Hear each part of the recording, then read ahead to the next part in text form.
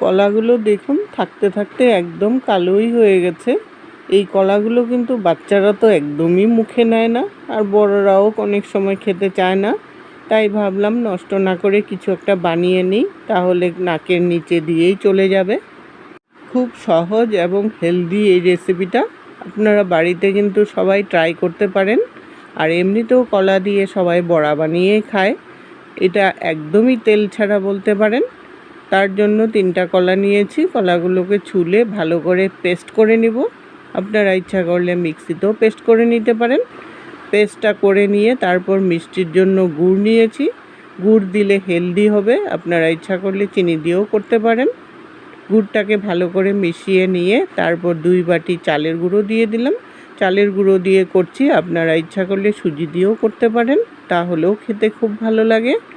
ভালো করে মিক্স করে নিয়ে তারপর 15 মিনিটের জন্য রেস্টে রেখে দিলাম, তাহলে চালের গুঁড়োটা ভিজে ফুলে উঠবে।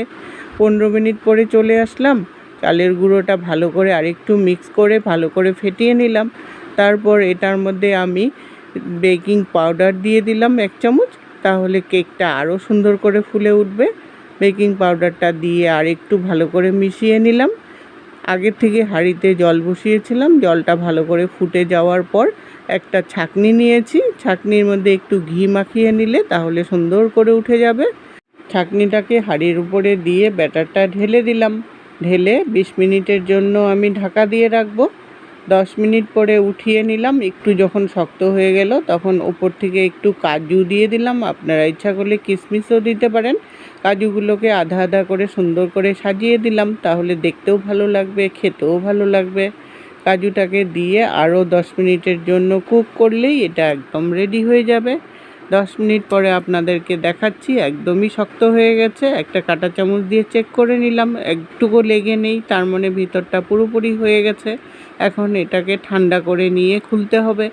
যখন পুরোপুরি ঠান্ডা হয়ে গেল একটা চাকু দিয়ে সাইড থেকে ছাড়িয়ে নিলেই এটা সুন্দর করে বেরিয়ে আসে। তারপর আপনারা পিস পিস করে কেটে পরিবেশন করতে পারেন। রেসিপিটা কেমন লাগলো বন্ধুরা কমেন্ট করে জানাবেন, আর সবার সাথে শেয়ার করে দিবেন, তাহলে সবাই এইভাবে হেলদি রেসিপি খেতে পারবে।